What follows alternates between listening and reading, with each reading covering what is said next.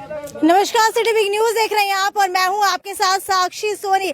हालांकि मुख्यमंत्री मनोहर लाल खट्टर ने बयान दिया है और बयान के बाद अब लघु सचिवालय की चारों तरफ से एंट्रियां बंद कर दी गई हैं।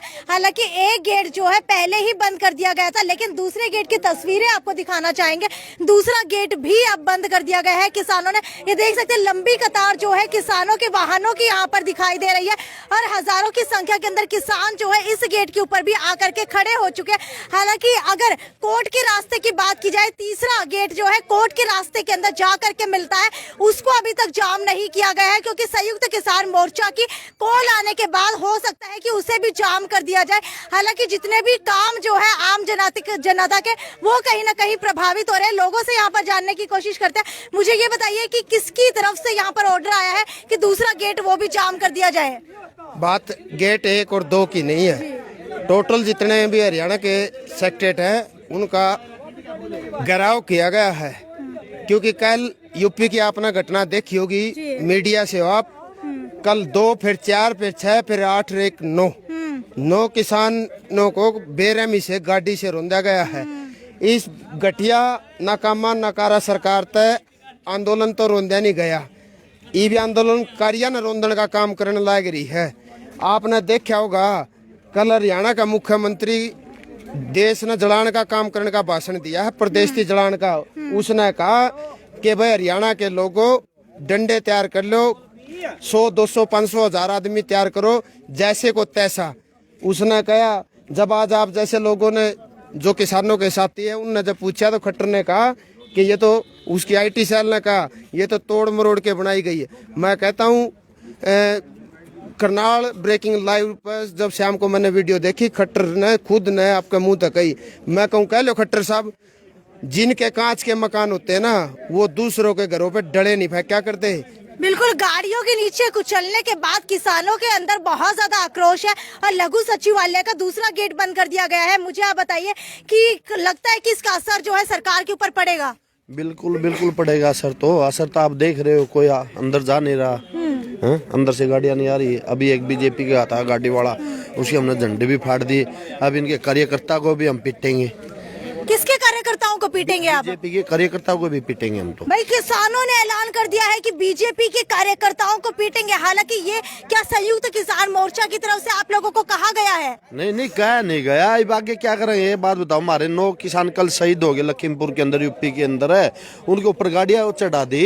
तो वे कार्यकर्ता ही थे, एक गृह मंत्री का लड़का। आज तक से बॉलीवुड के अंदर देखा गया है कि बड़े बड़े एक्टर आते हैं, फुटपाथ के ऊपर जो मजदूर सो रहे होते हैं उनके ऊपर गाड़ियां चढ़ा देते हैं। लेकिन पहली बार देखा गया है इतिहास के अंदर, भारत के इतिहास के अंदर पहली बार देखा गया है कि किसानों के ऊपर, जीते जागते किसानों के ऊपर, बीच रोड के ऊपर एक मंत्री के बेटे ने आकर के गाड़ी चढ़ा दी। अब आगे का कदम क्या रहने वाला है? आगे का तो ऊपर से जो संयुक्त राष्ट्र इसकी मोर्चा की कॉल आएगी उसके बाद ही करेंगे जो आगे कार्रवाई होगी। ठीक है, अगर किसानों की बात की जाए तो कितनी जानकारी के अनुसार आंकड़ा पता चल रहा है कि किसानों की मृत्यु हो चुकी है? कम से कम 800-900 के पास शहीद हो गए हमारे किसान। 800-900 के करीब शहीद तो हो चुके हैं, लेकिन अगर लखीमपुर खीरी की बात की जाए तो कितने किसान शहीद हुए हैं? वहाँ पे तो कम से कम 35-40 लोगों के तो चोट लग रही है ज्यादा तो, और कम से कम 9 से हमारे जो है जवान शहीद हो रहे हैं। ठीक है, मुझे ये बताइए कि लगता है कि कहीं ना कहीं अगर आप बीजेपी के नेताओं के ऊपर हाथ उठाएंगे तो मुख्यमंत्री मनोहर लाल का हिंसक बयान असलियत में सही साबित न हो जाए? अब बिल्कुल वही तो भड़का रहा है हमको, वही तो कहने तो लग रहा है भाई 5-10 गुंडे हैं ना इनके किसाना का मरल जो, और ये आतंकवादी वाली हरकतें करे। लेकिन ये 10 महीने हो गए, आप भी देखते आपके चैनल के माध्यम से दिखाते हो कि किसान कितना अच्छा है, आप जैसे लोगों को रोटी खिलाता है। तो पूरा देश का पेट भरने वाला किसान सियाना हो चुका है, पढ़ा लिखा किसान है। हमको पता है कौन किसानों का कौन किसानों का नहीं है। बिल्कुल, विजिलेंस वाला जो लघु सचिवालय का गेट है वो बंद कर दिया गया है। हालांकि पहले जो है बिल्कुल मेन एंट्री जो मिनी सेक्रेटेरिएट की होती है, लघु सचिवालय के होती है, वहां पर हजारों की संख्या के अंदर किसानों ने पहुंच कर वो रास्ता जाम किया। उसके बाद ये वाला रास्ता जो है ये भी जाम कर दिया गया। हालांकि गेट आप लोग देख पा रहे हैं बंद कर दिया गया है, किसी भी आम आदमी को अंदर नहीं जाने दिया जा रहा है। हालांकि पुलिस ने भी मोर्चा संभाला हुआ है, पुलिस जो है मेन गेट के बावजूद इस गेट के ऊपर भी मौजूद है। हालांकि 3 गेट जो है लघु सचिवालय के अंदर की ओर जाते हैं, लेकिन 2 गेट को पूरे तरीके से बंद कर दिया गया है। तीसरा गेट क्योंकि कोर्ट का है, कहीं ना कहीं आम जनता प्रभावित ना हो, इस वजह से कोर्ट के गेट को छोड़ करके अन्य जो 2 गेट है मिनी सेक्रेटरीट के वो बंद कर दिए गए। हालांकि कुछ और किसान भी यहाँ पर मौजूद है, इनसे भी जानने की कोशिश करते हैं। मुझे ये बताइए कि यहाँ पर एक किसान नेता मौजूद है, वो लगातार ये बयान दे रहे हैं कि अगर मुख्यमंत्री ने ये बयान दिया है कि किसानों के सामने लठ उठा करके खड़े हो जाइए तो हम भी भाजपा के नेताओं को पीटेंगे, क्या ऐसा होने वाला है? ये तो जी संभव है ही। जैसे को तैसा वो बोलते हैं, हम उससे ज्यादा काम करेंगे।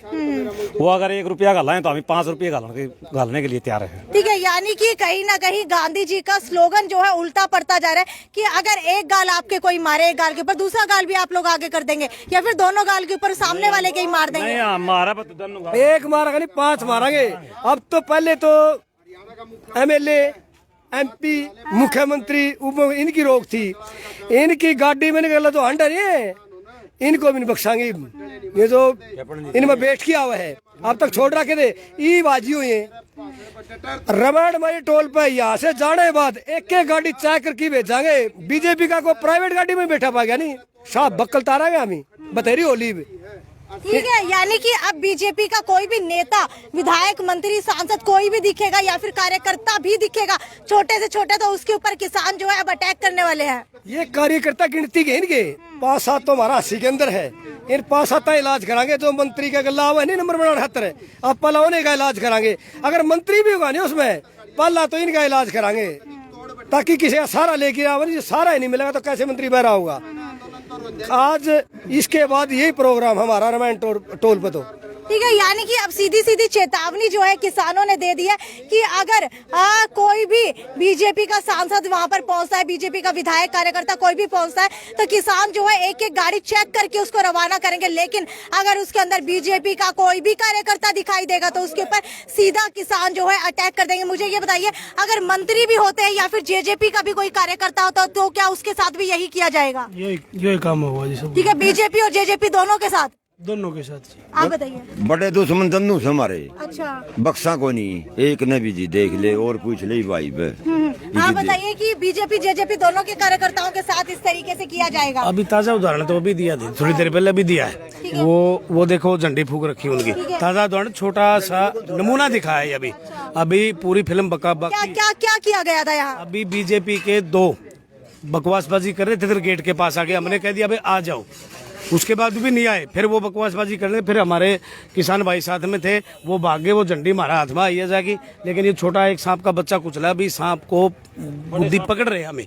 और एक भी कार्यकर्ता बीजेपी का और जेजेपी का हो, एक ने नहीं बख्शांगे। कहीं घूम रहे हो, वो भी तो बीजेपी के कार्यकर्ता थे। कौन थे जिसने हमारे किसान भाई कुचले?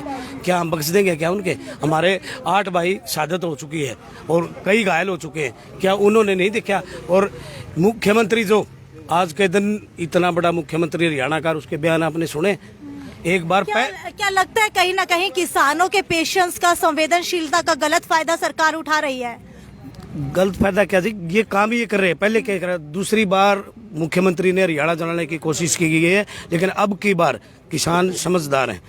अब की बार वो बात नहीं होगी। 36 बिरादरी भाईचारा हमारे साथ है, सब मिलजुल कर।